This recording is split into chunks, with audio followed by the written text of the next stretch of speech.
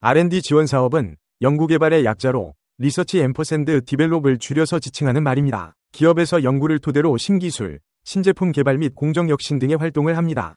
이를 통해서 더 효율적이고 수익적으로도 유리한 시스템을 만들 수 있습니다. R&D 지원 사업은 매년 지원 규모가 성장하고 있지만 정보가 부족하거나 방법을 몰라서 실질적으로 지원을 받는 중소기업은 비교적 적은 편입니다. R&D에 대해서 사업 조건, 규모를 숙지하지 못하는 경우도 많습니다. R&D 지원 사업에 신청하고 선정되기 위한 기준과 자격에 대해서 알아보겠습니다. R&D 지원 사업 신청 자격은 기업부설연구소 및 연구개발전담부서 등 연구소를 갖추고 있어야 합니다. 기업부설연구소 설립을 위해서는 업력 3년 미만인 경우에는 3인 이상, 3년 이상일 경우에는 4인 이상이 필요합니다. 연구소 설립을 하기 어려운 소규모 사업장은 어떻게 해야 할까요? 소규모 사업장은 연구개발전담부서에 연구원 1인만 있어도 됩니다. 3년 미만 업력을 가진 사업장은 대표자 연구원 등록이 가능합니다. 국세, 지방세 등 체납 중인 기업, 전년도 기준 부채 비율 500% 이상, 유동 비율 50% 이하인 기업은 가격에서 제외됩니다. 반면에 여성 대표 기업, 특허 및 실적, 연구인력 등 분야에서 성장하는 기업 등은 가점을 줍니다. 추가적인 가점, R&D 기획 단계부터 꼼꼼하게 작성해야 합니다. 수요처 요구 기술 개발에 대해서 자세히 작성하는 것도 중요하며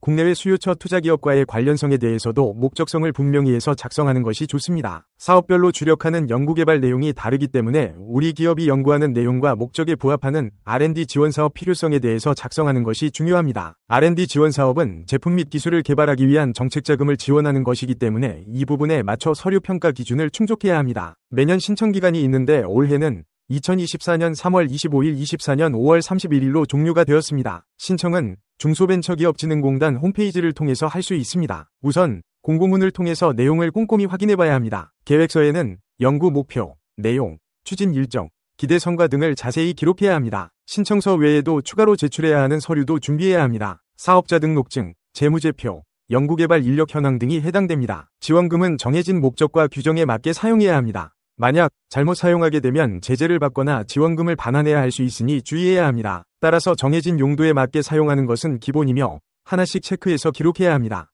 증빙서류 제출을 해야 하기 때문입니다. 영수증과 세금계산서, 거래명세서 등을 첨부해야 하니 사용 시마다 증빙서류 제출을 위한 준비를 해야 합니다. 정산 절차를 통해서 정산보고서를 제출, 회계감사를 받는 등 절차를 거쳐야 합니다. 만약 정산 결과 부적절한 사용이 발견되었다면 지원금을 반환하는 경우도 발생합니다. R&D 지원 사업에 도전하고 싶다면 준비기간이 오래 걸리는 지원 사업 중 하나이기 때문에 충분히 정보를 알아보고 시작해야 합니다.